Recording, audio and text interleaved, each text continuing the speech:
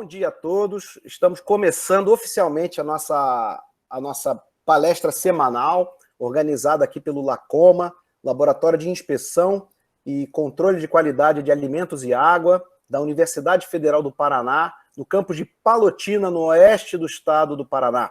Dia 7 agora foi comemorado o Dia Mundial de Segurança dos Alimentos, né? Essa campanha do Dia Mundial dos Alimentos, ela foi criada por resolução da Assembleia Geral das Nações Unidas, em 2018, e é muito importante a gente debater o tema da segurança dos alimentos, ou da inocuidade dos alimentos, porque há uma estimativa mundial de que 10% da população se adoeça por consumir alimentos contaminados, né?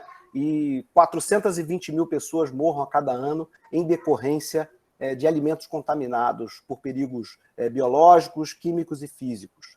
É claro que no momento de pandemia, de coronavírus, de Covid-19, qualquer estatística parece que fica pequena, né, perto das estatísticas da Covid. Mas eu acho que é importante a gente enfatizar uma questão que eu acho de suma importância. Qualquer estatística ela tem que ser produzida com objetivos claros e notórios de criar políticas de controle, erradicação, quando possível, de qualquer alteração que a gente tenha na nossa população mundial. Fazendo essa rápida abertura, eu gostaria agora de entrar propriamente na apresentação do nosso convidado de hoje. Primeiramente, agradecer a José Carlos Ribeiro Júnior por aceitar o nosso convite e estar aqui hoje, né? José Carlos, ele é um médico veterinário, ele é mestre e doutor em ciência animal pela Universidade Estadual de Londrina. Ele tem um pós-doutorado pelo Instituto Nacional de Ciência e Tecnologia do Leite. Ele é consultor ad hoc da Secretaria de Defesa Agropecuária do Ministério da Agricultura, Pecuária e Abastecimento. Ele é atualmente professor de Inspeção e Tecnologia de Produtos de Origem Animal da Universidade Federal do Tocantins e ele atua nas suas atividades de pesquisa com técnicas microbiológicas e moleculares para o controle de qualidade de produtos de origem animal. Obrigado, gente. Primeiramente, bom dia a todos, né? Eu agradeço o convite do professor Luciano. É uma honra estar aqui hoje, podendo falar para 150 pessoas aí, né, que buscam aí mais conhecimento sobre a área do leite. O leite é uma área que eu posso dizer que eu trabalhei desde os primórdios da minha formação como médico veterinário, né? Eu trabalhei na graduação, na pós-graduação, sempre trabalhando com leite, métodos microbiológicos, métodos físico-químicos, desenvolvimento desses novos métodos. Então é uma satisfação muito grande eu poder estar aqui hoje falando para essa equipe da Universidade Federal do Paraná, falando para essa equipe do LACOMA e para todos os que estão presentes. É uma satisfação mesmo muito grande poder falar sobre esse tema que eu gosto tanto, que é o controle de fraudes e alterações e adulterações em leite.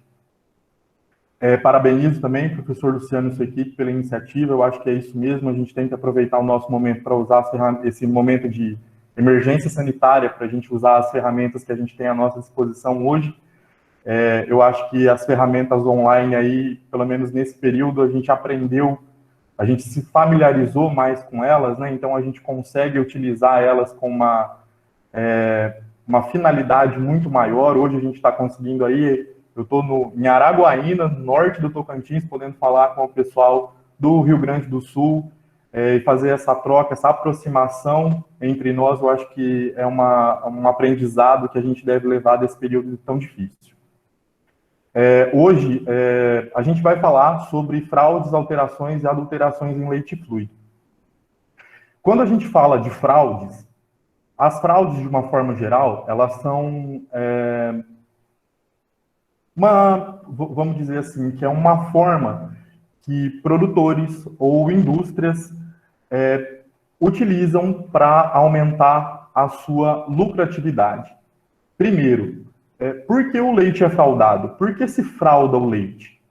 O leite, hoje no Brasil, a gente ainda paga o leite pelo volume. Então, o volume de leite produzido, ele interfere diretamente na rentabilidade do produtor ou da indústria. Outros países, por exemplo, como a Nova Zelândia, um dos maiores produtores de leite do mundo, né, é o maior em produtividade. Por que lá não tem esse problema com fraude do leite? Porque os produtores não recebem por volume. Eles não estão interessados se o animal dá 30 ou dá 35 litros dia. Eles estão interessados no quê? Na quantidade de sólidos. Eles recebem por sólidos do leite. Então, para eles, o volume é água. A parte que interessa para eles é os sólidos do leite, porque eles vão produzir leite em pó para exportar para o mundo todo. O estado do Paraná, por exemplo, ele era um grande importador de leite em pó da Nova Zelândia, até muito pouco tempo atrás. Então, enquanto a gente houver o pagamento do produtor ou o pagamento para a indústria pelo volume, a gente vai ter fraude. Fraudes por aumento de volume. Mas a gente tem uma outra esfera também, que também favorece as fraudes no leite, que é o produto de baixa qualidade. Quando o leite ele é obtido de forma pouco higiênica, por exemplo, ele vai ter uma alta contaminação microbiológica. E essa contaminação microbiológica vai promover uma alteração no leite que vai prejudicar a sua qualidade para o processamento. Então, a fraude também é uma forma de se devolver a normalidade das análises do leite, fazer com que ele continue tendo potencial para ser processado pelas indústrias. Como, por exemplo, a acidez microbiana. A acidez microbiana interfere diretamente no recebimento do leite pela indústria. Se o leite está ácido, ele é um leite que vai coagular no alisarol. Se ele coagula na prova do alisarol, ele tem instabilidade das proteínas do leite, ele não tem potencial para ser pasteurizado, ele não vai ser industrializado, ele não vai ser comprado pela indústria. Então, por isso que as fraudes, elas também são utilizadas para devolver a normalidade dos padrões de qualidade. Eu não vou falar que ela devolve a qualidade, ela devolve a normalidade dos padrões, devolve o potencial tecnológico que esse leite teria. Então, a nossa grande preocupação em relação ao leite brasileiro é que muitas vezes essas fraudes não são detectáveis. A pesquisa de fraudes, ela está sempre a um pé atrás, um passo atrás de quem está fraudando o leite. Enquanto a gente está pesquisando uma substância, a gente está pesquisando ureia, quem frauda o leite está utilizando citrato de sódio, que a gente não consegue, não tem uma prova específica para detectar esse tipo de substância. Então, a pesquisa de fraudes no leite hoje, a gente pode dizer que é um grande desafio para as indústrias de laticínio, é um grande desafio para os serviços de inspeção e é um grande desafio para a pesquisa em qualidade de alimentos. Porque geralmente são utilizadas substâncias em quantidades menores daquelas que as provas são capazes de detectar. Se a prova pega 0,1%, quem frauda o leite sabe disso. Em vez de adicionar 0,1%, ele adiciona 0,05%. E ele sabe que essa fraude vai passar despercebida, tanto pela inspeção quanto pelo controle da qualidade.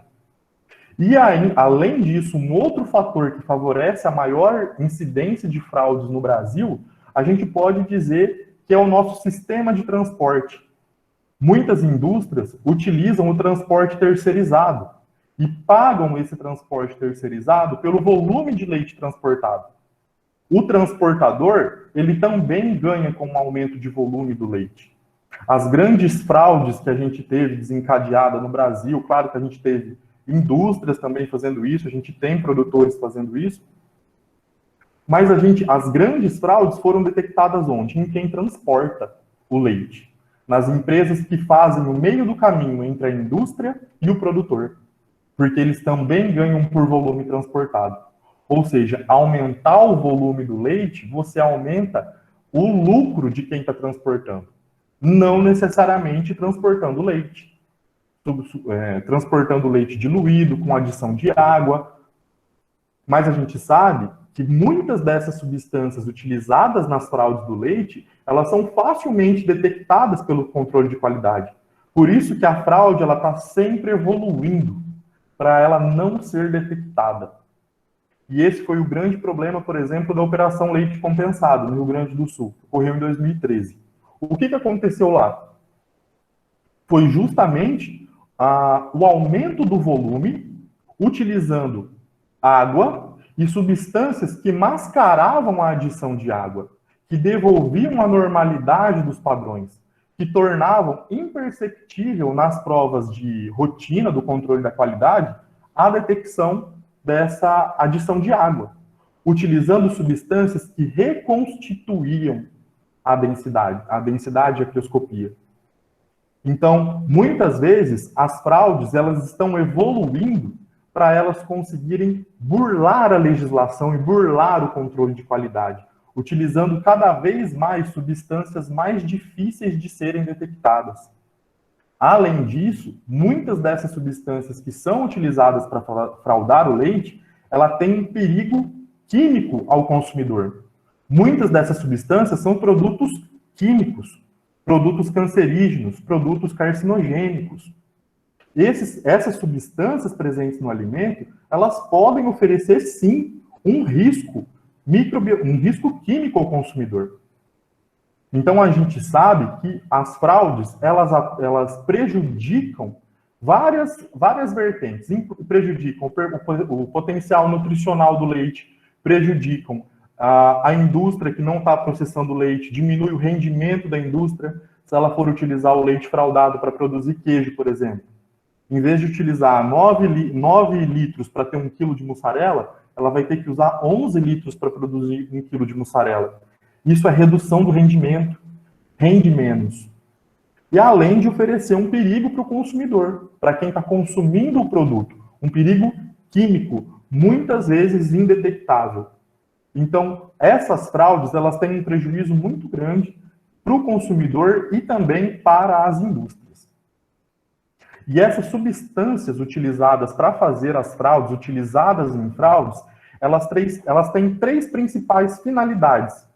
Elas têm 3 principais classes de substâncias que são utilizadas para fazer as fraudes nos alimentos. Essas classes são substâncias conservantes, substâncias que vão aumentar a vida útil do leite. Conservar significa o quê? Reduzir a quantidade de bactérias. Reduzindo a quantidade de bactérias, você prolonga a vida útil do leite. Por que quem frauda o leite precisa utilizar essas substâncias conservantes? Porque muitas vezes o leite tem qualidade microbiológica muito baixa. Se ele tem muitas bactérias, isso significa que ele vai ter uma alta degradação dos constituintes do leite, um alto comprometimento físico-químico da sua qualidade. Por isso, reduzindo a sua quantidade de contaminação, reduzindo a quantidade de bactérias deteriorantes que estão naquele alimento, que estão no leite, você consegue prolongar a sua vida útil. Existem também as substâncias neutralizantes, as substâncias que vão atuar reduzindo a quantidade de ácido. Reduzindo a quantidade de ácido, você devolve ou você promove estabilidade das proteínas.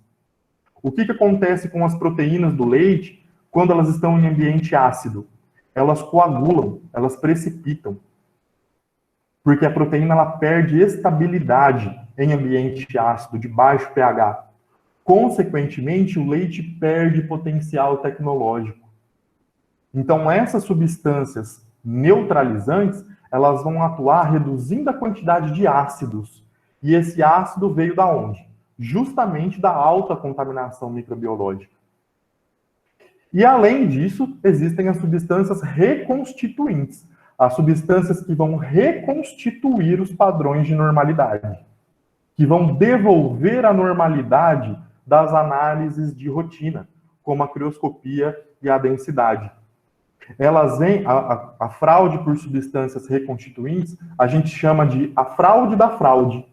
A fraude inicial foi aguagem, adição de água, quando o leite foi adicionado de água para aumentar o volume. Só que essa água é facilmente detectada pelas análises de rotina. Então, para você não pegar a adição de água, são adicionadas substâncias que reconstituem os valores normais, principalmente de densidade e de crioscopia. Então, as substâncias reconstituintes, elas fraudam o leite que foi fraudado por água.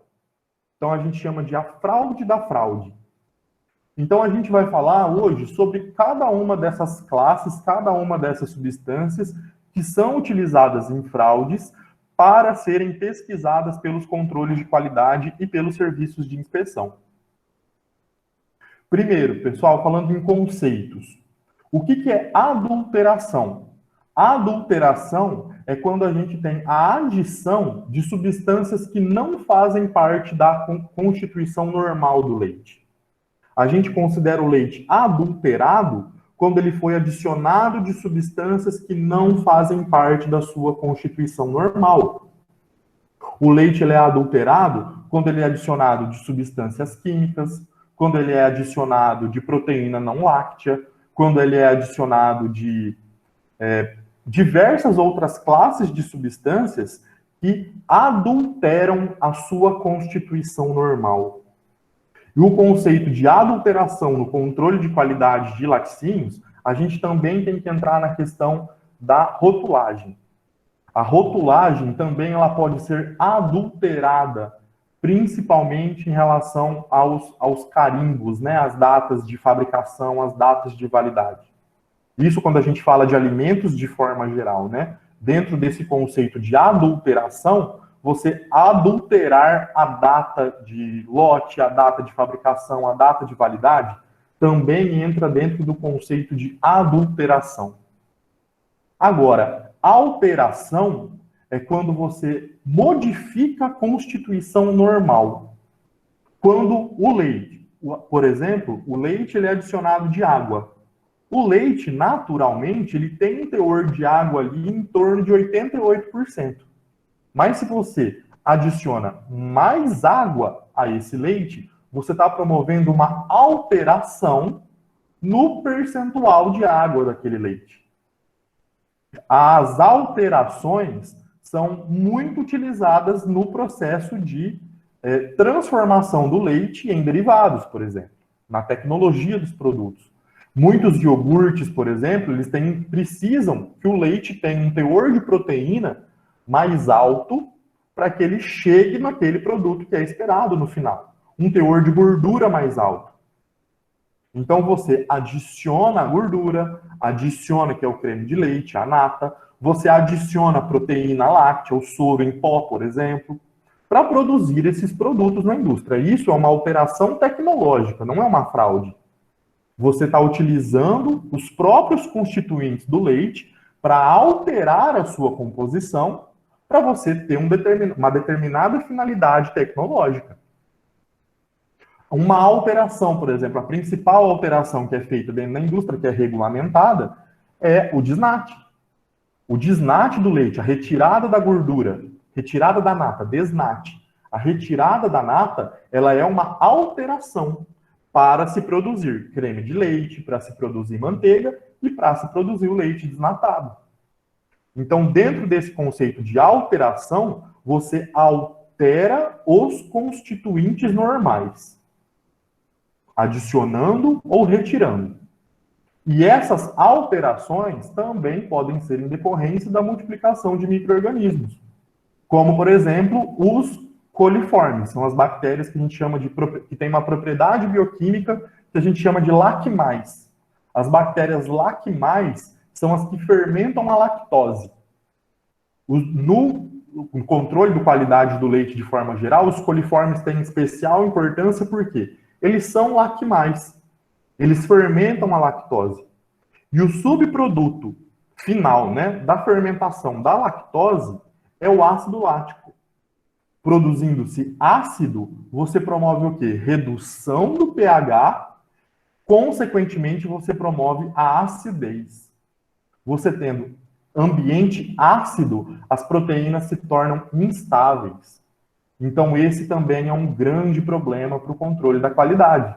Quando você tem uma alteração da estabilidade das proteínas promovida pela acidez microbiana, pela multiplicação dos micro-organismos, além do metabolismo proteolítico e lipolítico que muitas das bactérias que contaminam o leite possuem, ou até das bactérias normalmente encontradas no leite, né, as bactérias ácido-láticas, que são as bactérias boas que estão presentes no leite, elas também têm esse potencial proteolítico e lipolítico também.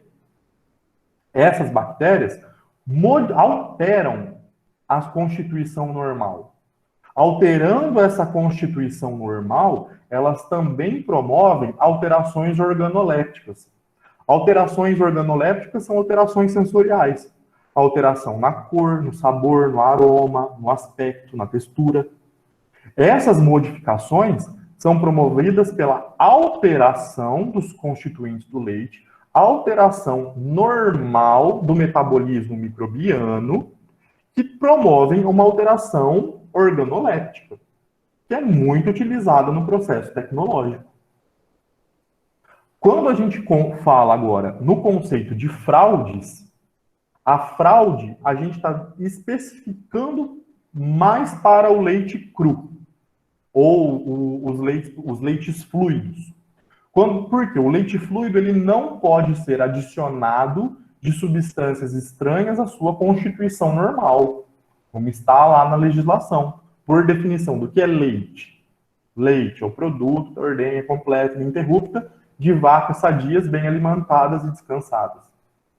Então, aquele produto que sai do úbere, que sai durante a ordenha, aquele produto, para ser chamado de leite fluido, ele não pode ter sido adicionado de nenhum tipo de substância estranha à sua composição.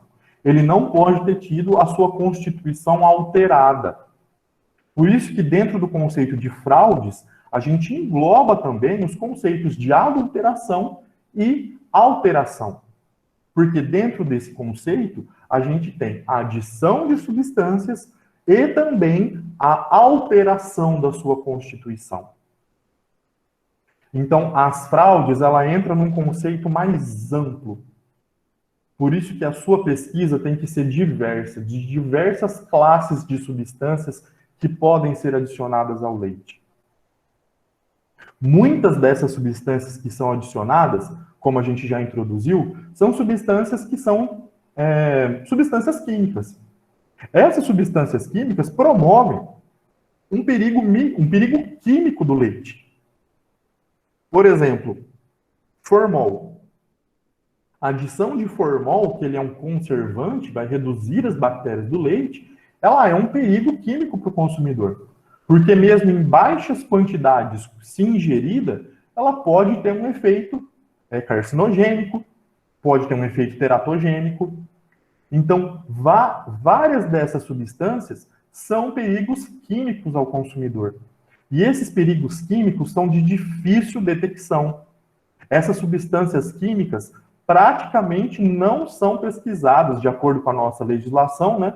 Não são pesquisadas no controle de qualidade diário dos tanques, dos caminhões, por exemplo. Dentro desse conceito de perigo químico, além das substâncias adicionadas em fraudes, a gente não pode deixar de citar os antibióticos e os resíduos químicos que vêm lá da agricultura, os defensivos agrícolas. Aqueles utilizados na alimentação animal. Carbamatos organoclorados. Essas substâncias, pessoal, utilizadas na década de 80 na agricultura, estão presentes até hoje. Elas têm uma meia-vida muito grande. Por isso que elas também representam um perigo químico, aquele produto. Então, a gente vai só dar uma pincelada lá no final sobre a detecção desses perigos químicos, porque é muito difícil e geralmente ele é feito pelo Serviço Oficial de Inspeção. Somente os grandes laboratórios oficiais do país têm a capacidade de fazer a detecção dessas substâncias. A não ser nas análises de inspeção, né? A não ser na pesquisa, existem outros, mas na detecção lá na linha de frente, na inspeção, no controle de qualidade, é muito difícil disso ser realizado. A pesquisa desses resíduos químicos. A pesquisa de antibióticos também é fácil de se fazer na plataforma, tem os kits para fazer isso, mas são testes qualitativos, tem ou não. Não fala quanto tem. A nossa legislação permite pequenas quantidades, mas então a gente precisa usar métodos quantitativos, métodos que nos determinem a quantidade que tem daquele resíduo. Claro que se tem resíduo detectável, ele não pode ser utilizado. Mas ele também é um perigo químico para o consumidor, porque se uma pessoa que tem, por exemplo, alergia à penicilina, ingerir, mesmo que pequenas quantidades de penicilina leite pasteurizado, por exemplo, num queijo, essa pessoa pode ter até um choque anafilático. Por isso que isso representa também um perigo químico ao consumidor.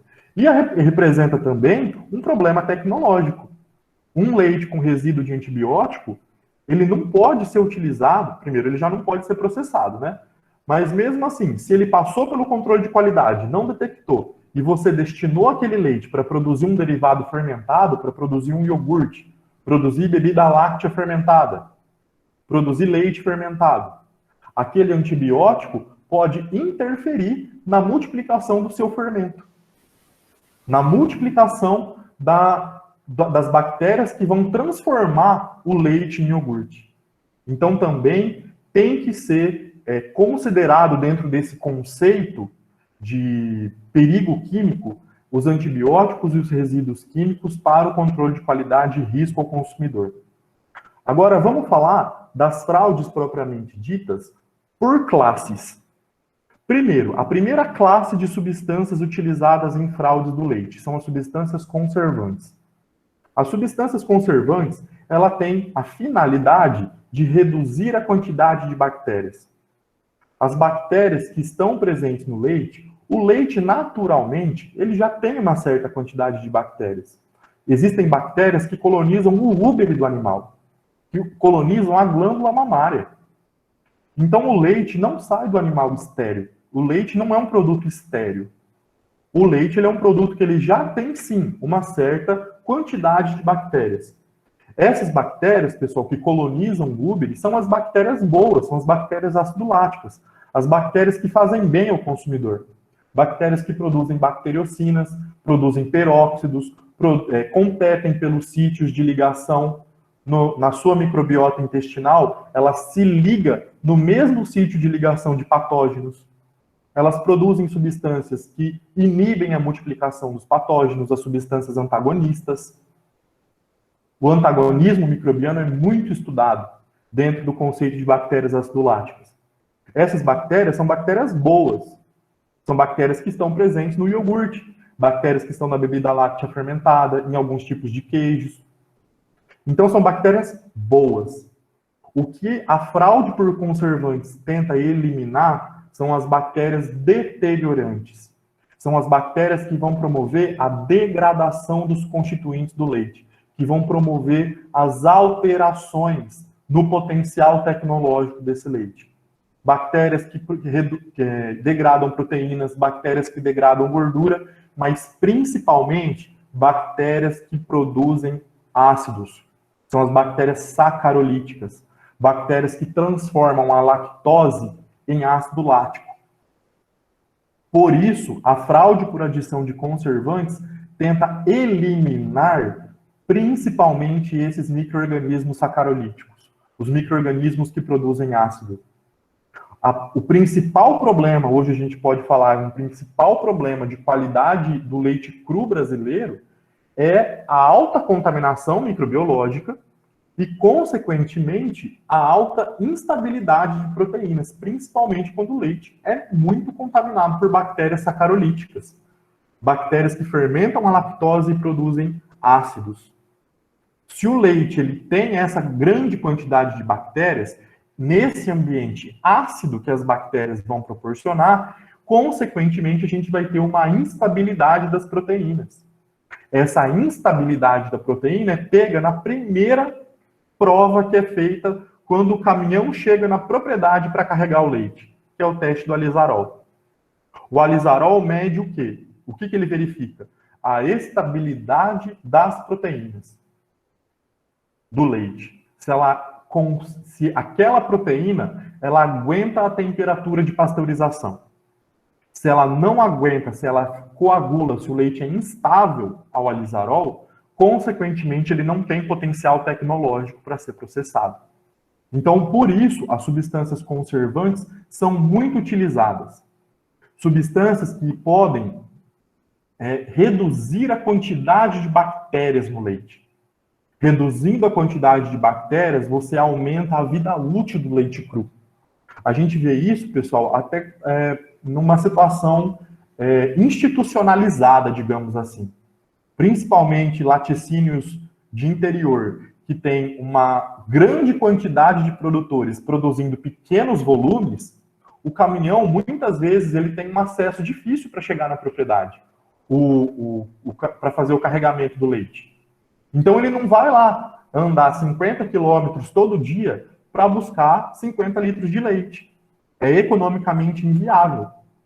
Então, pela legislação, a gente pode armazenar o leite cru na propriedade por até 48 horas. Mas e se passar disso?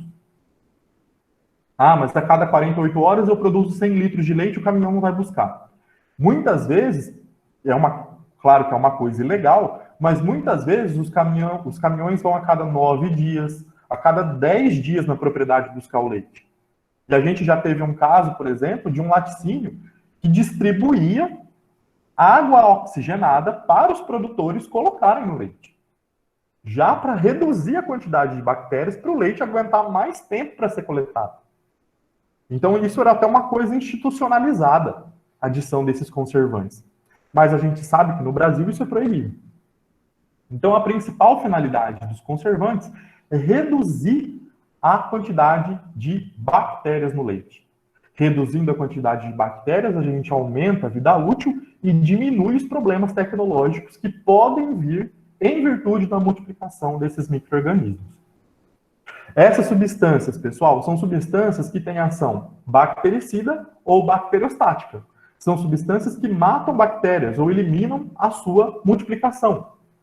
Não permitem que as bactérias se multipliquem. Se as bactérias não se multiplicam, consequentemente, a gente tem um aumento da vida útil desse leite. E é a questão do leite UHT, pessoal. O leite UHT, por que o leite UHT tem prazo de validade, tem vida de prateleira de 4 meses depois de embalado, na média, né? 4 meses. Por quê? Ele tem uma quantidade de bactérias muito baixa. Ele é estéril? Não é estéril. Mas ele tem uma quantidade de bactérias muito baixa e as bactérias que estão lá no leite UHT já embalado não são bactérias deteriorantes. Não são bactérias que vão consumir lactose, que vão consumir proteínas, que vão consumir gordura. São bactérias que estão lá, estáveis, resistentes ao tratamento térmico, como bacilos esporotermoduras, por exemplo, mas são bactérias que ficam em fase estacionária ali. Elas não se multiplicam, elas não promovem alteração dos constituintes. Então, aumentar a vida útil significa reduzir a quantidade de bactérias. Por isso que muitas vezes os produtos que não são submetidos a tratamentos térmicos tão intensos quanto o tratamento HT, por exemplo, são produtos que têm uma vida útil mais baixa. Isso também está diretamente relacionado com o potencial tecnológico do leite cru.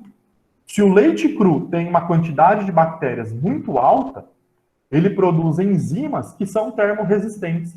Então, mesmo após a eliminação das bactérias pelo tratamento térmico, como a pasteurização, por exemplo, o tratamento HT, esses tratamentos térmicos eliminam as bactérias, ou alguns esporos, tratamento HT, mas não elimina as enzimas que eles produziram lá no leite cru.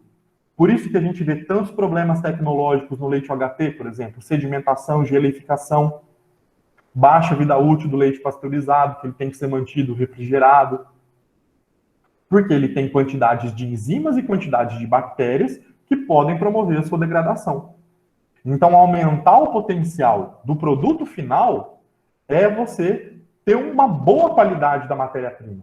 Não tem como você ter um produto final, um derivado de leite de alta qualidade, se você trabalha com um leite cru muito ruim, que tem uma qualidade microbiológica ou físico-química ruim. Por isso que essas substâncias são tão utilizadas, para conservar o leite a partir do momento em que ele é obtido. Adicionar substâncias que reduzem ou eliminam as bactérias ou reduzem a sua multiplicação. São muito utilizadas. Qual é a finalidade de se utilizar, como a gente já introduziu? Pessoal, é eliminar os micro-organismos deteriorantes. Os micro-organismos que promovem a deterioração dos constituintes do leite. Para a bactéria se multiplicar, ela precisa utilizar algum substrato para obter energia. Então, elas utilizam do leite. O leite é constituído o quê? Pelo quê? Água, proteína, as proteínas, a caseína e as proteínas do soro, gordura, lactose e sais. Então, as bactérias utilizam do quê? O principal, que é o carboidrato do leite, o açúcar, o disacarídeo, que é a lactose. Elas utilizam a lactose e produzem ácidos. Esse ácido vai promover essa alteração que a gente vê aqui, que é a instabilidade do leite ao alizarol. Essa talvez seja um dos principais problemas de qualidade do leite cru brasileiro, principalmente dos pequenos produtores. Porque o leite cru é muito contaminado com bactérias sacarolíticas, bactérias que degradam a lactose do leite. Consequentemente, elas produzem ácidos que promovem a acidez e, consequentemente, a instabilidade das proteínas na prova do alizarol.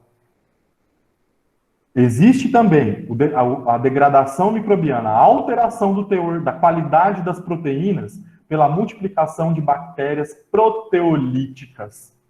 Essas bactérias proteolíticas utilizam das proteínas do leite, as proteínas hidrossolúveis, as proteínas do soro e também a caseína, como fonte de substrato para o seu metabolismo. São as bactérias que degradam as proteínas do leite. São bactérias capazes de produzir proteases.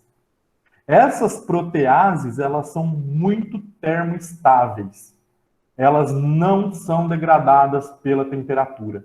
O micro-organismo morre, mas a protease dele não morre no tratamento térmico. Não é eliminada.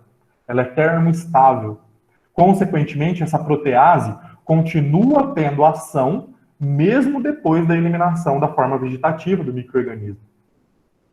E o problema dos micro-organismos proteolíticos, da alta proteólise do leite, é a promoção de sabor amargo no produto. O sabor amargo, ele vem de ação de proteólise.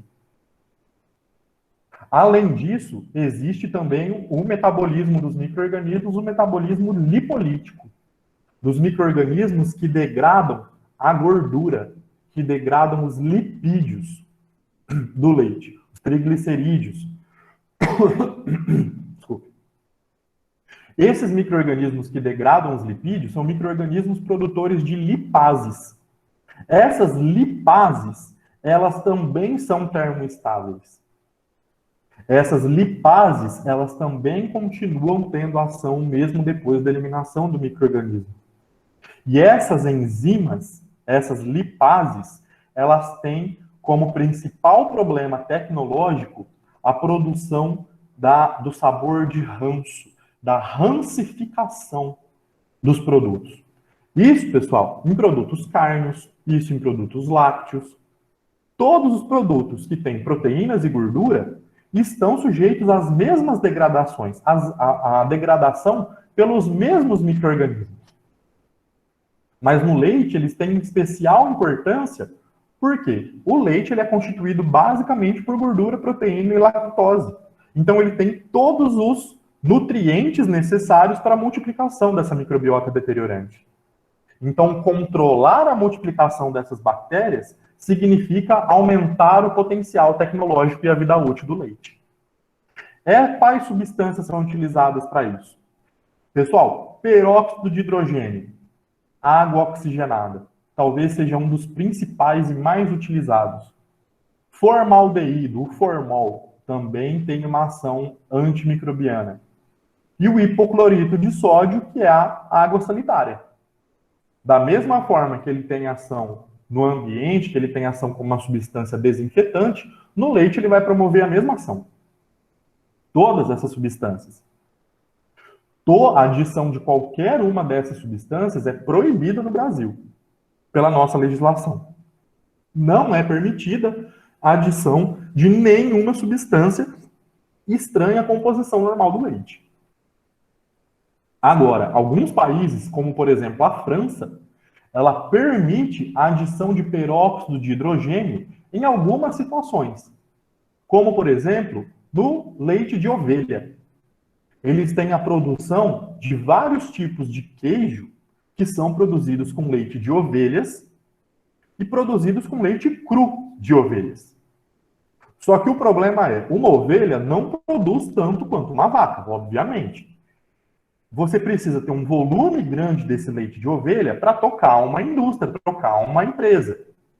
Então, para você ter um volume grande de leite cru, você precisa armazenar. E essa armazenagem, você aumenta a vida útil do leite, você aumenta o período em que ele pode ficar armazenado, adicionando, eles permitem a adição de peróxido de hidrogênio.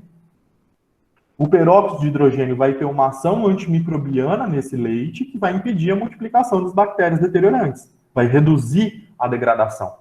Consequentemente, você pode estocar por um período maior. Quando, sim, obteve um volume grande de leite, aí você manda para a indústria para ser feita, ou é feito na própria propriedade, na produção artesanal, a produção daqueles queijos que são os queijos de origem protegida, né? Denominação de origem protegida, que são os queijos tradicionalmente feitos lá desde 1650, daquela forma, fermentados com aquela microbiota.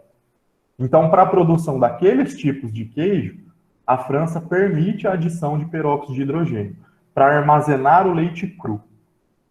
Certo? No Brasil é proibido. Pessoal, vamos começar falando dele, do peróxido de hidrogênio da água oxigenada. Como que funciona a ação antimicrobiana da água oxigenada? O peróxido de hidrogênio, pessoal, tem a forma H2O2. Na presença de enzima peroxidase, que naturalmente está presente no leite, a peroxidase, assim como os próprios micro-organismos que estão presentes no leite também produzem peroxidase. Então, o leite adicionado de peróxido de hidrogênio vai ser a protease do leite vai degradar o peróxido e vai quebrá-lo em água e em um radical livre, em oxigênio reativo, que a gente chama de radical livre. Esse radical livre aqui vai oxidar a membrana e as enzimas essenciais do metabolismo dos micro-organismos. Por isso que ele tem ação antimicrobiana. Ele tem uma ação, ele é um agente oxidante, promove a oxidação. E com o passar do tempo, dois radicais livres juntos vão se combinar em oxigênio. O que isso significa, pessoal? Que não tem resíduo. Não tem resíduo. Por quê? A água oxigenada vai ser quebrada em água e oxigênio. O oxigênio sai.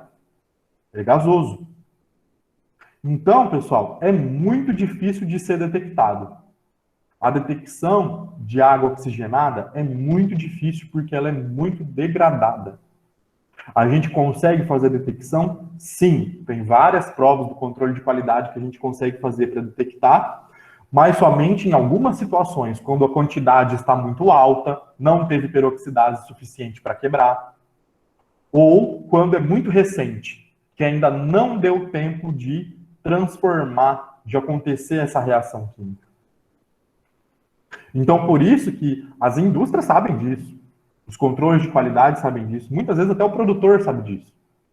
Então, por isso que, naquelas situações que a gente já viu aí em alguns laticínios, eles distribuíam para o produtor a água oxigenada. E ainda davam a receita. Ó, a cada 100 litros que você coloca no tanque, você coloca uma tampinha desse aqui. Então, ainda davam até a receita para conservar o leite por mais tempo. Melhorar a logística da indústria. Então, a gente consegue fazer detecção? Consegue, em algumas situações.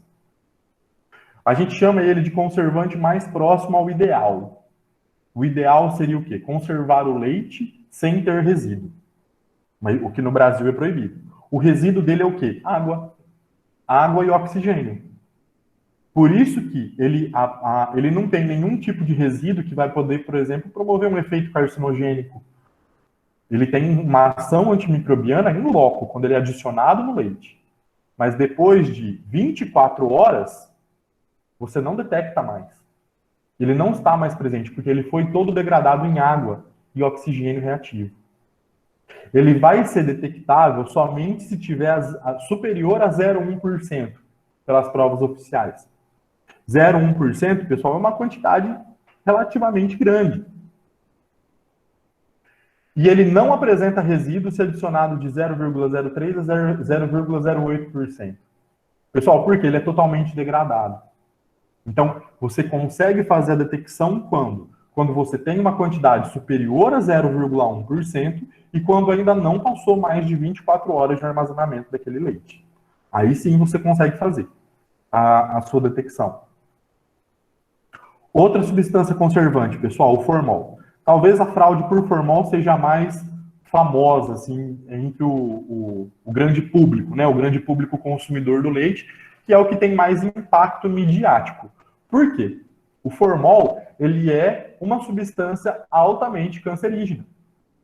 Se ingerido, mesmo em baixas quantidades, ele pode ter esse efeito carcinogênico. Ele vem da queima do metanol, pessoal, um dos compostos alcoólicos que tem um maior efeito tóxico. Ele é derivado da queima de combustíveis. Ele se liga às aminas de proteínas bacterianas com efeito letal. Da mesma forma que ele se liga à amina da proteína da bactéria, ele também se liga à amina da proteína da sua célula. Por isso que ele tem esse efeito carcinogênico. Ele também, o mesmo efeito que ele tem na bactéria, ele tem nas suas células. Ele tem uma ação bactericida, fungicida, e ele também elimina esporos. Mas, professor, onde que quem frauda o leite consegue formol? Formol é uma substância química vendida para laboratórios. Ele é um reagente químico. Como que o produtor, como que o freteiro, como que a indústria consegue ter acesso ao formol? Pessoal, substâncias utilizadas na limpeza doméstica, como o lisoforme, por exemplo. O lisoforme, o forme vem de quê? De formol.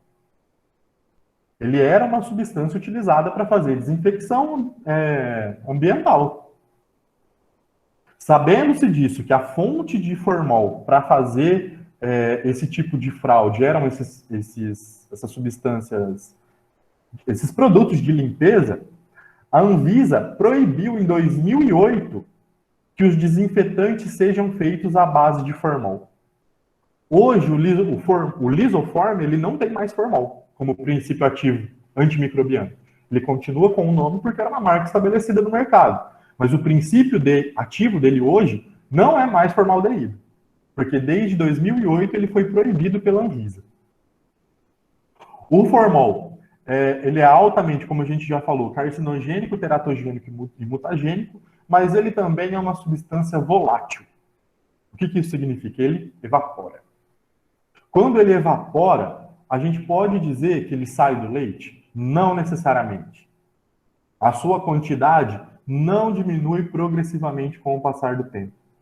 A gente já fez trabalhos ali, quando a gente estava ainda no meu outro grupo da UEL, a gente fez trabalhos que a gente avaliou a presença do formol no leite cru armazenado ao longo do tempo, e a gente viu que ele ainda permanecia detectável. Era possível ainda fazer a detecção. Então, a volatilidade dele no leite, ele é um pouco questionado. Ele apresenta, sim, resíduos que podem ser detectáveis. E essa aqui, pessoal, é só para mostrar para vocês quão difícil é fazer uma prova para a detecção de formol em um laboratório. Essa detecção, a prova oficial para a detecção de formol, pessoal, ela tem uma etapa de destilação do evaporado do leite. Então, o leite ele vai ficar em torno aqui de 30 minutos, mais ou menos, ebulindo, para você recolher o evaporado, condensar ele num condensador, até você obter 50 ml de evaporado, de condensado, para você detectar o formol nesse produto aqui. Então, pessoal, é impossível para uma indústria fazer isso em todo lote de leite que chega. Uma prova que demora mais ou menos ali 40, 50 minutos para fazer um lote, a sua reprodutibilidade é muito difícil. Dentro de uma rotina, de uma indústria que recebe 4 caminhões por hora, cada caminhão tem 3 tanques. Então, isso é muito difícil de ser realizado. Por isso que a gente tem que fazer sempre a pesquisa de métodos rápidos. A gente tem que priorizar metodologias diferentes para fazer isso de forma mais rápida, garantindo que a indústria possa fazer a detecção do formol de forma mais rápida, de uma forma mais eficiente. Então, a inovação na pesquisa de fraudes, principalmente na pesquisa de formol, é muito importante. Então, o nosso grupo lá, enquanto eu trabalhava no nosso grupo da UEL, que é muito forte na pesquisa de fraudes, a equipe desenvolveu 2 métodos para a detecção de formol. Um método que utiliza 2 reagentes e dá o resultado colorimétrico, e um método que utiliza 1 reagente, 1 ml de leite, e o resultado é imediato. Esses métodos, para pesquisa de formol, esses métodos eles foram patenteados e foi feita uma parceria público-privada para a produção comercial desse segundo método aqui. Então, hoje já está disponível esse método alternativo para o controle da qualidade, que é esse produto aqui, o Formol Free. Ele é um produto de uma pesquisa que foi desenvolvida na Universidade Estadual de Londrina. E hoje ele já é um produto comercial, que dá o resultado colorimétrico imediato no momento de execução. 1 ml do reagente, 1 ml do leite. Se ficar amarelo, positivo. Então, desenvolver esses métodos mais rápidos é muito importante na pesquisa dessas fraudes. Outra substância que é utilizada também como um conservante do leite, o hipoclorito. O hipoclorito ele tem ação bactericida, porque o cloro desnatura proteínas, impede o metabolismo de glicose e compromete o DNA. Pessoal, da mesma forma, ele pode ter a mesma ação no seu organismo. Então, por isso que ele também é considerado uma substância tóxica. Do mesmo jeito que ele age nas bactérias, ele também age nas suas células, nas células de quem consumir o leite fraudado com hipoclorito. Mas ele é inativado em contato com a matéria orgânica. Mas mesmo assim, a presença dos resíduos de cloro pode ter uma ação carcinogênica, uma ação tóxica ao consumidor. Então, o cloro, ele também é utilizado como uma dessas substâncias para conservar o leite. Para todas essas substâncias que a gente falou, existem provas específicas para a sua detecção. Certo? Pessoal, outra classe de substâncias utilizadas em fraudes, os neutralizantes. Por que a gente precisa utilizar? A gente precisa não. Quem frauda o leite utiliza substâncias neutralizantes. Porque a gente tinha uma grande quantidade de bactérias no leite cru, produzindo ácido. Esse ácido promove instabilidade das proteínas do leite. Muitas dessas, o leite ácido, né, algumas indústrias até preferem para fazer mussarela. Porque o processo da produção da mussarela envolve a acidificação do leite, para aumentar a coagulação. Justamente por isso, para separar as proteínas. Mas as substâncias neutralizantes, elas são utilizadas para reduzir a acidificação e, consequentemente, devolver o leite dentro do intervalo de normalidade que é esperado ali dentro da acidez titulável analisada do leite. Porque fora daquele intervalo, quando o leite está ácido, quando ele tem uma acidez de 20, 22 graus Dornick, ele é um leite que certamente também vai estar instável no alizarol. As proteínas estão instáveis, elas vão coagular em virtude do ambiente ácido. Então, o fato de você neutralizar o ácido com uma substância alcalina, você devolve a normalidade ao padrão e você também devolve a normalidade do padrão, a normalidade da estabilidade da proteína. Então, um leite que era instável, ele pode voltar a ser estável se ele for neutralizado. Então, a neutralização, ela é uma fraude, né, por adulteração, adição de substâncias estranhas à sua composição, que são as substâncias alcalinas, para neutralizar o ácido que veio em virtude da alta multiplicação de micro-organismos sacarolíticos no leite. Então, a neutralização ela é um processo de você reduzir a quantidade de ácido de um problema microbiológico, de contaminação microbiológica do leite. Então, professor, se a gente reduzir a quantidade de bactérias no leite, a gente não vai precisar usar neutralizantes? Não. Se o leite veio com boa qualidade, o leite cru foi obtido com boa qualidade microbiológica, de forma higiênica, armazenado de forma higiênica e transportado de forma higiênica, ele vai chegar na indústria dentro do padrão de normalidade. Não vai chegar instável. Claro que existem algumas exceções, o leite urina, o leite instável não ácido, que aí é um problema da nutrição do animal, um desequilíbrio eletrolítico.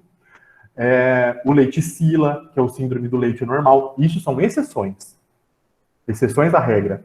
A regra é, se o leite for obtido de forma higiênica, ele vai ter uma baixa contaminação microbiológica e, consequentemente, ele não vai ter o problema de acidez. Ou seja, não tem ácido para ser neutralizado.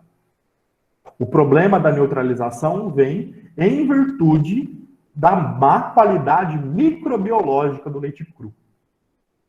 Da acidez, a alta quantidade de bactérias do leite cru produzindo ácidos.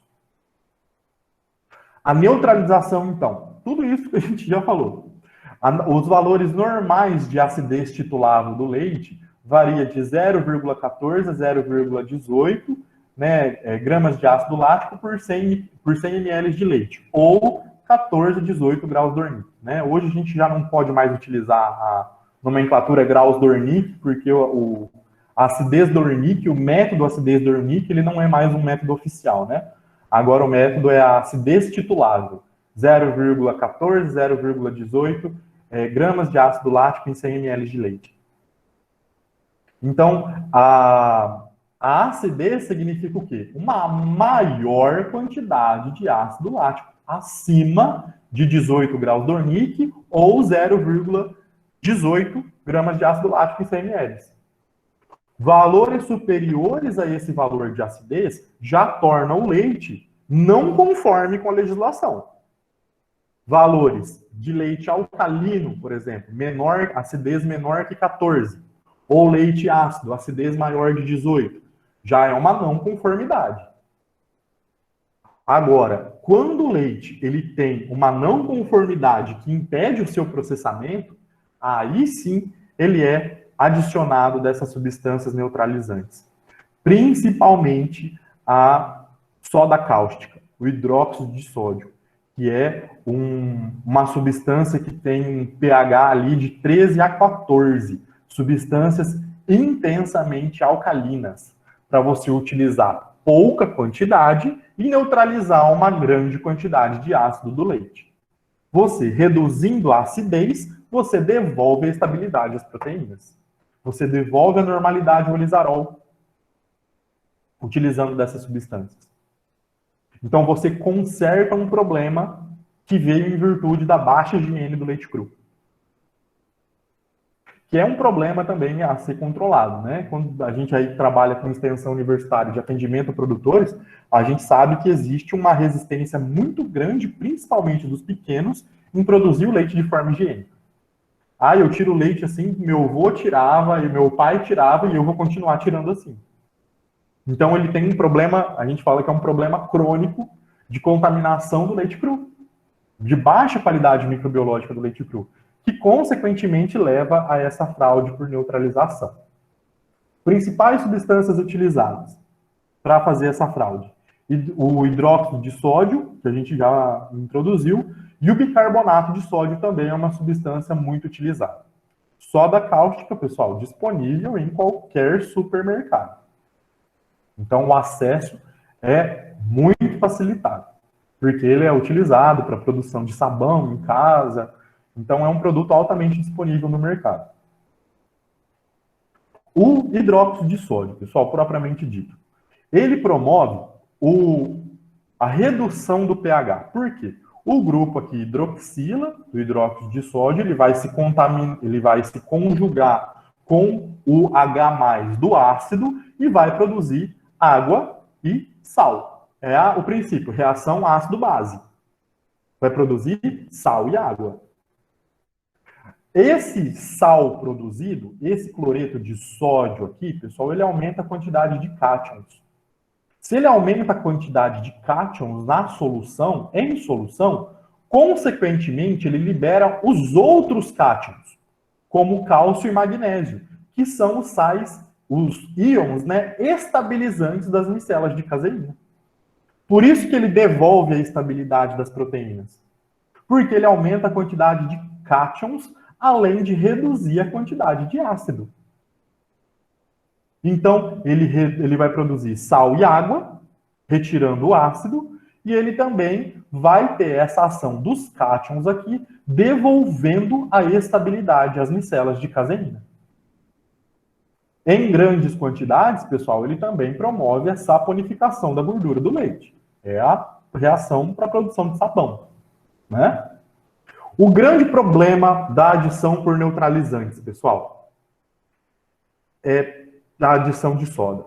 Adição de soda de bicarbonato. Eles não são detectáveis se foi utilizado a quantidade correta de base para neutralizar aquela quantidade de ácido. Se ele não foi adicionado em excesso, o que aconteceu? O sal, o ácido com a base, virou sal e água.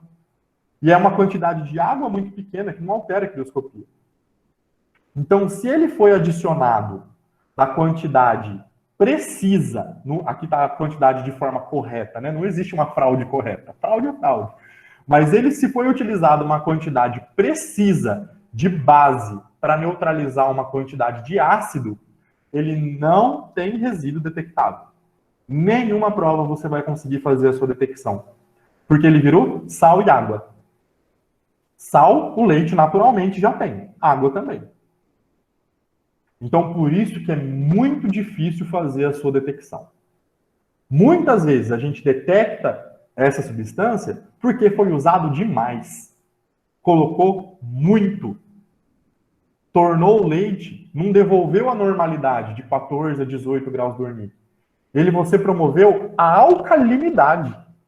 O leite, em vez de ter no mínimo ali de 14, passou a ter 12, 13 de acidez Dornier. Acidez titulável, né? Que é o termo correto agora. Pessoal, então, é muito difícil fazer a sua detecção. Se quem está fraudando sabe fraudar, é muito difícil detectar. Não vai ter resíduo. E a gente vai ter um outro porém, um outro problema. O pH é um fator limitante da multiplicação microbiana. Por que eu estou tendo que neutralizar? Porque tem muita bactéria. E por que as bactérias não se multiplicam infinitamente? Vamos lembrar lá dos primórdios da microbiologia, lá da microbiologia básica. Curva de crescimento microbiano. Como que funciona a curva de crescimento microbiano? A gente tem uma fase lag, que é uma fase de recuperação. A gente tem a fase log, que é a fase exponencial, crescimento exponencial, em progressão geométrica, né? 2, 4, 4, 8, 8, 16, 16, 32, e assim progressivamente. Saindo da fase log para a fase estacionária, o que a gente tem aqui? O que limita? Por que as bactérias não continuam em fase log para sempre? Porque elas tornam o meio, elas têm um fator autolimitante de multiplicação. Vamos falar especificamente do leite. Elas na fase log, elas vão se multiplicando e produzindo ácido. Vão produzindo ácido, ácido, ácido. Chega em um determinado ponto, essa acidez está tão alta, o pH está tão baixo, que a bactéria não consegue se multiplicar mais. Por que as bactérias não se multiplicam? O fermento que você adiciona para produzir iogurte não se multiplica indefinidamente. Porque ele produz uma quantidade de ácido muito grande que torna o meio autolimitante. A acidez é um desses fatores, né? O pH é um desses fatores. Promovendo o início da fase estacionária. A fase em que a bactéria está lá, ela está viva, mas ela não se multiplica mais, porque ela não tem mais condições ambientais de se multiplicar. Terminando a fase estacionária, ela vai morrer, ela vai entrar na fase de declínio. Agora, se eu promovo a neutralização, eu retiro esse fator limitante aqui, que é o pH baixo, se eu neutralizo esse pH, as bactérias fazem o quê? Voltam a crescer. Então, eu já tinha um problema de acidez em virtude da alta multiplicação microbiológica. Se o leite foi neutralizado, o que vai acontecer com as bactérias? Vão voltar a se multiplicar de novo. Ela vai entrar em uma nova fase log. Porque você retirou o fator limitante para a multiplicação dessas bactérias. Então, a neutralização, ela tem uma relação direta, inversa, direta e indiretamente proporcional à microbiologia do leite. Porque a alta quantidade de bactérias produziu ácido. O ácido é um fator limitante para o crescimento dessas bactérias. Se esse ácido ele foi neutralizado, as bactérias voltam a crescer. Você vai ter uma contaminação microbiológica ainda maior no leite neutralizado. Porque as bactérias entram de novo em fase log nesse produto que foi neutralizado. E agora, a última classe de substâncias utilizadas para fazer as adulterações, né, em leite, que são as substâncias reconstituintes. Pessoal, a reconstituição do leite, o nome já diz, reconstituir. Você tem que constituir de novo o que foi desconstituído.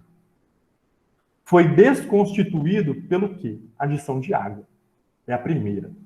Pessoal, a adição de água é facilmente detectada no controle da qualidade.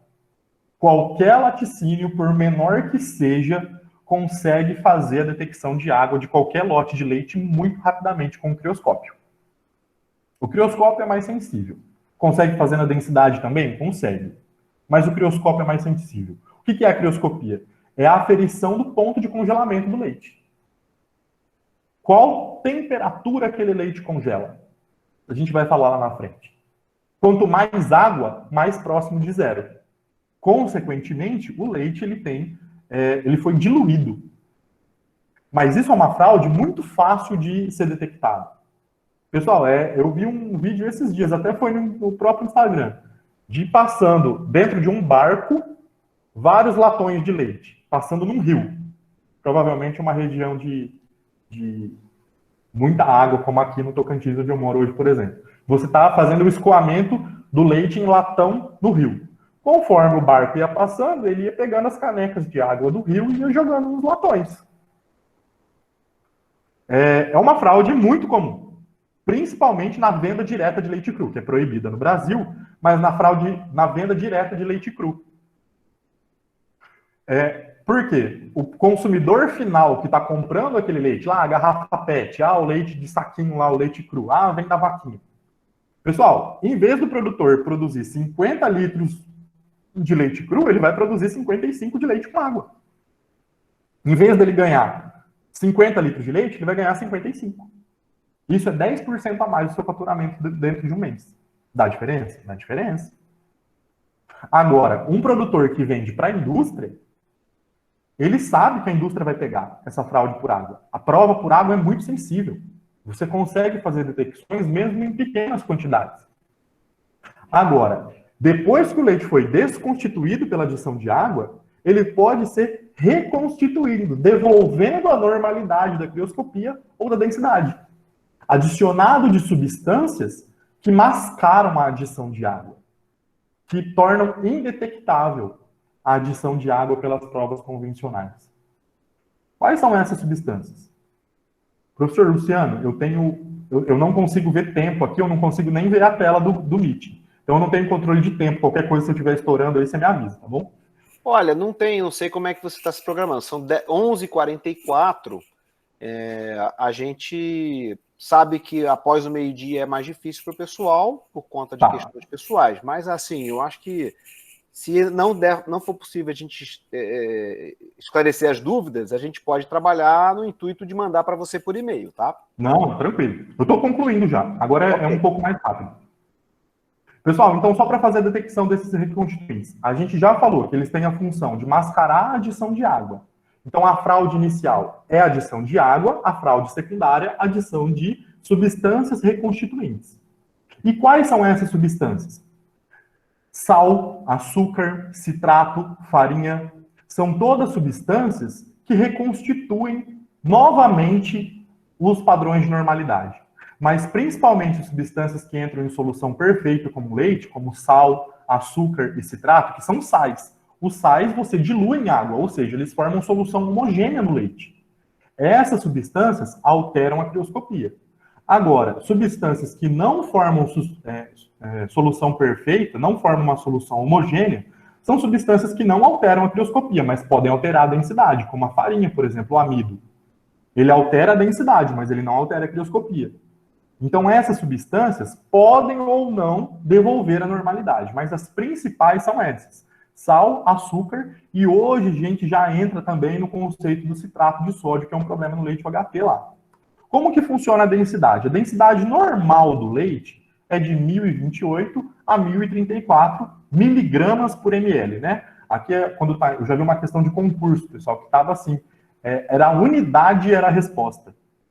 Quando a gente fala de 1.028 a 1.034, a gente está falando de miligramas por ml.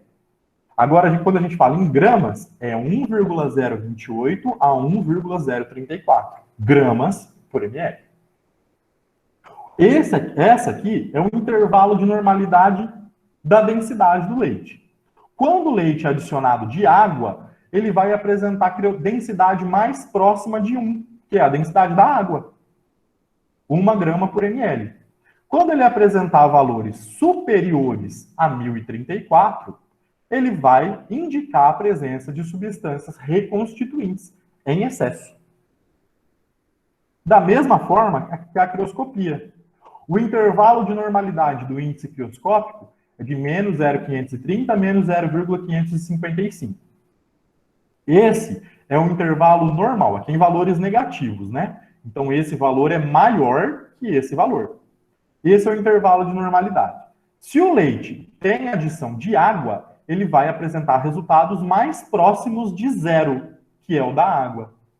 Agora, se ele tem adição de substâncias reconstituintes em excesso, ele vai apresentar valores mais negativos que menos 0,555. Então, são provas que são capazes já de detectar a adição de água ou adição de reconstituintes. O leite, por exemplo, esse aqui é um trabalho que a gente fez com leite com água. O leite com água apresentou o quê? Indicando valores mais próximos de 1 na densidade, indicando água, e valores de crioscopia mais próximos de 0, também indicando água. Quando ele foi adicionado de 5% de açúcar, o que aconteceu? Devolveu a normalidade para a densidade, mas a crioscopia já indicou ali um pouquinho de reconstituinte. Agora, quando ele foi adicionado a 2% de sal de cozinha, cloreto de sódio, a densidade foi a mesma de 5% de açúcar. Mas olha a crioscopia. A crioscopia, a gente diz que gritou reconstituinte. Então, pessoal, são provas que a gente são capazes de detectar já a adição dessas substâncias, mas a gente pode fazer provas específicas para fazer a sua detecção, como o açúcar, por exemplo, a prova da sacarose, o cloreto de sódio. Mas as provas de controle de rotina já são capazes de fazer a sua detecção. E a crioscopia tendo uma sensibilidade muito maior do que a densidade. Pessoal, fraude por adição de urina. Pessoal, é uma fraude antiga, lá dos primórdios do leite cru vendido na porta de casa. A urina, pessoal, ela era utilizada para fraudar o leite, por quê? Ela tem uma densidade muito próxima à densidade do leite. A densidade dela é muito próxima. Só que não adianta colocar água com a urina. Por quê? Vai diluir a urina do mesmo jeito. A urina do animal, quando estava tirando o leite da vaquinha lá, colocava um baldinho atrás da vaca também, para recolher a urina e misturava tudo na hora de vender o leite. O problema é, você tinha que adicionar a urina. E para ser rentável, tinha que adicionar muito. A adição demais provocava o cheiro, o odor característico de urina do animal. Rejeição pelo consumidor. Por isso que a fraude por adição de urina, a gente fala que ela evoluiu. O que tem na urina? Ureia. A ureia que tem o potencial reconstituinte. A ureia está presente no leite. Ela é uma excreção do sistema do animal. E ela é um subproduto da degradação de proteína. Então, o leite, naturalmente, ele tem ali de 12 a 18 miligramas por decilitro de ureia, normalmente. Então, a ureia pura adicionada ao leite, ela reconstitui a normalidade da crioscopia da densidade. Ela mascara a adição de água. O que aconteceu, pessoal? Lá naquela fraude do leite compensado, que ganhou muita repercussão no Brasil todo, né, no leite compensado lá no Rio Grande do Sul, aconteceu exatamente a fraude por adição de ureia. Não era o formol. O problema é a indústria que estava fazendo, as indústrias, né, era um complexo de indústrias fazendo a fraude, elas utilizavam a ureia errada. Quem montou a fórmula utilizou a ureia pecuária, que é a ureia pura, que é aquela que é colocada na nutrição de ruminantes para aumentar o teor proteico. O problema é que a ureia fertilizante ela é muito mais barata, mas ela é combinada com formaldeído. Então, quando você utiliza ela na lavoura, você utiliza ela na terra, o formol evapora e vai embora. Agora, se ele for adicionado a ureia com formaldeído no leite, você vai detectar o formol. Não detectou a ureia, detectou o formol. Mas a fraude era por formol? Era por conservante? Não era. Era por reconstituintes pela adição de ureia. 0,1% de ureia, pessoal, aprofunda a crioscopia em menos 0,32. O que isso significa? Que 0,3% de ureia adicionada ao leite permite a inclusão de 10% de água. Diluir 10 vezes, pessoal. É você transformar um silo de uma indústria de 200 mil litros em 220 mil litros. Você aumentar o faturamento em 10% adicionando água. Então é uma fraude. Hoje a gente fala que é uma das principais, as principais detectadas no Brasil hoje, são fraudes por adição de ureia. O leite, naturalmente, ele varia ali de 12 a 18 miligramas por decilitro. Essas aqui são as médias do estado do Paraná do ano de 2018, fornecidas ali pela APCBRH, Associação Paranaense de Criadores de Bovinos da Raça Holandesa. Os teores normais de ureia do leite ficaram sempre dentro da mesma média ali, nunca passando de 18. E quem faz essa análise de ureia aqui, pessoal? O produtor que faz controle leiteiro. Ureia no leite significa o quê? Proteína que entra na dieta da vaca. A ureia é um subproduto da degradação de proteína. Quanto mais proteína o animal ingere, mais ureia ele libera. O produtor aqui quer saber se o leite está fraudado por ureia? Não. Ele quer saber o quanto de proteína está na dieta do animal. Se está com proteína em excesso. Proteína na dieta do animal, pessoal, é dinheiro. Então ele quer saber se não está jogando dinheiro fora, proteína demais na dieta do animal. Então são produtores que fazem controle leiteiro. A pesquisa de ureia não é exigida pela legislação para controle de qualidade. A gente considera um leite fraudado por ureia quando ele apresenta mais de 20 miligramas ali por decilitro, né, que é um valor superior aqui a isso. Pessoal, essas reportagens aqui do tempo do leite compensado, da época lá da fraude no Rio Grande do Sul. Pessoal, o que aconteceu nessa época? A detecção foi de formol, mas não era o formol que era utilizado, era a ureia. E eu gosto muito do título dessa reportagem, né, porque ele chega até a ser engraçado. Leite era adulterado com água de poço em locais sem higiene no Rio Grande do Sul. Mas se fosse água mineral, estava ok. Então, são coisas que não fazem sentido, sabe? Nessa operação, eles apreenderam 98 toneladas de ureia dentro de um laticínio, pessoal. Isso é muito leite que foi fraudado. Muito. E aqui uma reportagem explicando que a indústria não faz teste para detectar ureia no leite. Realmente não faz porque não é exigida pela legislação. Quem faz isso são geralmente grandes produtores que fazem controle leiteiro, para ter controle da dieta daquele animal. Tudo isso que a gente já falou. São amostras que fazem controle leiteiro, só que a metodologia não distingue o nitrogênio proteico do não proteico. Então, se o leite tem uma alta concentração de proteína, consequentemente, ele vai ter uma alta concentração de ureia também. Então, isso é um problema da metodologia que não distingue o nitrogênio. E esse aí é o equipamento que faz a pesquisa de ureia no leite, né? Esse aqui é o Chain-Spec, lá da PCBRH, sempre combinado a uma soma count aqui, que faz a contagem de célula somática, e a um Bentley 2000, que faz não, Bentley 2000 é bacteriano. Esse aqui é o Bentley 2000 mesmo, que faz a composição. Então, o leite faz célula somática, faz composição, gordura, proteína, lactose e sólidos, e vem direto para cá para fazer o teor de ureia também, no mesmo frasquinho. Certo? Hoje, essa foto aqui é uma foto antiga de quando eu fiz estágio lá na PCBRH, mas hoje eu já sei que ele já tem um equipamento mais novo que faz isso de forma mais automatizada. Pessoal, o citrato, o último dos reconstituintes que a gente vai falar, ele é uma substância permitida em leite UHT. Por quê? Ele é um estabilizante de proteína. Mas a gente já a gente que relatou, na verdade, né, o nosso grupo lá da UEL que relatou uma fraude do leite cru por adição de citrato no leite cru. Aí não é leite UHT, é no leite cru. Por quê? O citrato, ele interfere também na icterioscopia. E ele não é detectável pelas provas de rotina. Então, um produtor, dono de um laticínio, chegou lá com um problema tecnológico. Ele falou, eu estou comprando um leite, e o leite dava 9 litros de leite, dava 1 quilo de mussarela. Agora está dando 11. Eu fui seguindo o caminhão que faz o recolhimento do leite, e eu vi ele colocando água e esse pó. Ele chegou com um pó branco. Que pó é esse? Aí a gente teve que descobrir que esse pó era citrato de sódio. E a gente relatou aí essa primeira fraude por adição de fraude do leite cru por adição de citrato de sódio. Pessoal, o etanol. O etanol ele também é uma substância reconstituinte.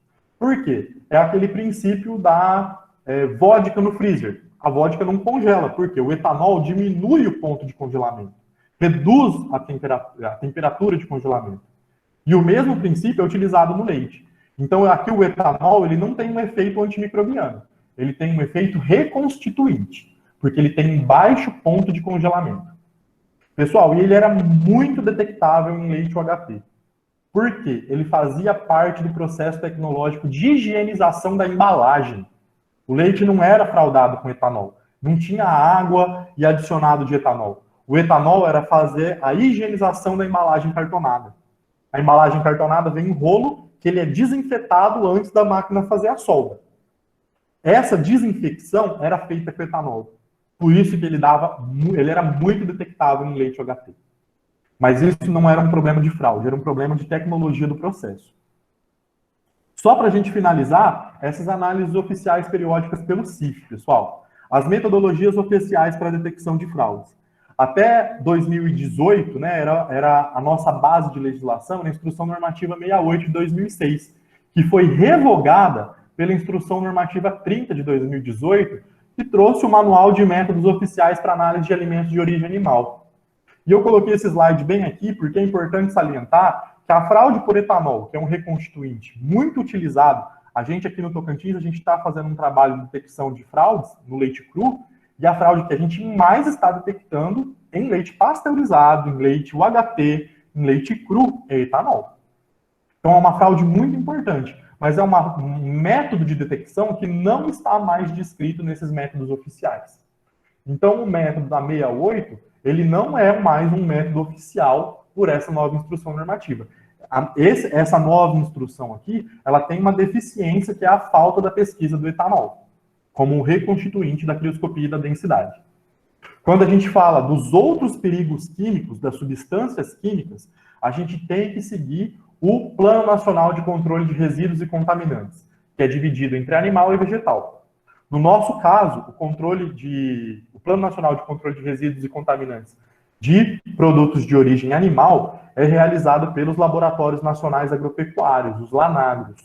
Existe uma rede de 13 LANAGROS no Brasil, que hoje já não chama mais LANAGRO, agora na nova gestão mudou para Laboratório Nacional de Defesa Agropecuária. Sanidade e Defesa Agropecuária. Então, são métodos que são realizados só lá, né? As análises oficiais são realizadas só nesses laboratórios, porque elas utilizam uma metodologia muito sensível e muito específica, que ela é quantitativa. Ela me fala o quanto tem, quanto precisa, o quanto tem daquele resíduo. Que ele usa o método cromatográfico, usa o método de HPLC, cromatografia líquida de alta eficiência, que exige um aparato, uma sensibilidade muito grande, muito cuidado para ser executado, mas é um método que ele tem uma sensibilidade, uma especificidade muito alta. Né? Essas aqui também são fotos minhas, eu fiz estágio curricular lá na Agro de Minas Gerais. Pessoal, só para a gente fechar com a importância do nosso tema, desse tema para a nossa aula. Hoje, a nossa aula não, né? Para a nossa conversa aqui. A gente sabe que a forma como a gente desenvolveu isso foi uma forma bastante sucinta, a gente poderia ter entrado em cada método de cada substância, mas isso tiraria um foco. Hoje é para vocês terem uma ideia de como isso é importante. E só isso já é capaz de contextualizar vocês da importância desse tema. Essa questão aqui foi uma questão do concurso público para Agente de Defesa Agropecuária da DAPAR de 2013, da Agência de Defesa Agropecuária aí do estado do Paraná. Pessoal, só com a nossa aula de hoje a gente consegue responder a questão.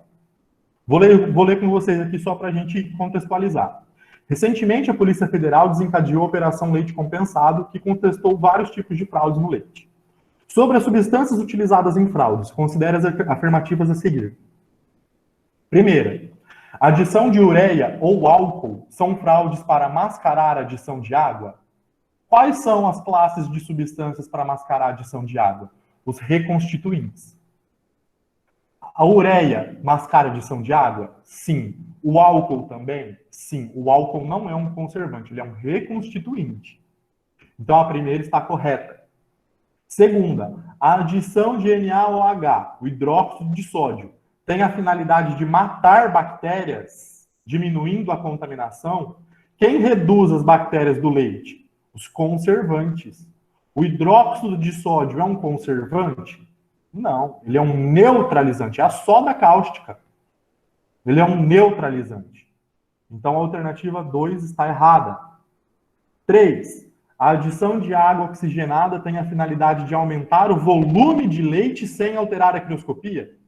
Quem que aumenta o volume de leite? Água. A água oxigenada ela é um conservante. Então, ela não é utilizada para aumentar o volume, ela é utilizada para matar bactérias, reduzir a contaminação microbiológica. Também está errada.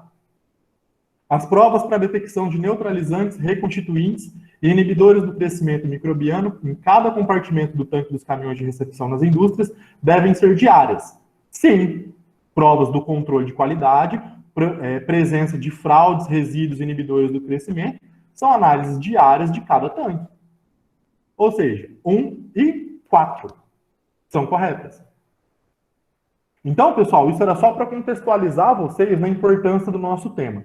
Eu sei que eu passei um pouquinho do horário aí, mas eu sou filho de italiano, eu falo com a mão e falo muito alto. Eu vou me empolgando, eu vou falando cada vez mais alto. Mas eu gostaria novamente de agradecer o convite do professor Luciano Bersot, ao empenho aí de toda a equipe do Lacoma, a todos os que participaram com a gente aí, que assistiram, que puderam aprender um pouco mais, né, sobre esse contexto da pesquisa de fraudes no Brasil. Isso é uma aula, né, que eu dou. É claro que quando a gente fala de aula, a gente fala num conteúdo muito maior, mas que eu dou em 8 horas, né? Então eu consegui reduzir isso aí para um tempo bastante curto, né? Eu consegui dar uma enxugada para a gente falar aí nesse período curto, mas acho que consegui passar para vocês o que eu esperava. Espero que vocês tenham aproveitado também, como eu aproveitei a oportunidade de falar aqui. Foi realmente um prazer poder colaborar. Também já coloco o meu e-mail aqui à disposição para vocês, fiquem à vontade para entrar em contato. O professor Luciano aí também tem o meu contato, vocês podem entrar em contato com ele, ele me repassa, tem meu e-mail, tem tudo. E gostaria também já de deixar o convite para vocês, quem tiver, os ouvintes, aí, os nossos ouvintes que tiverem interesse. Eu sou orientador do programa de mestrado em Sanidade Animal e Saúde Pública nos Trópicos, aqui da UFT de Araguaína. Então já fica o convite aí, precisamos de alunos bons, alunos dedicados, interessados. Se tiverem interesse, vão ser muito bem-vindos em fazer a pós-graduação aqui com a gente. Tá joia? Então agradeço novamente o convite, professor. Fico à disposição e desculpa aí ter extrapolado o nosso limite de horário.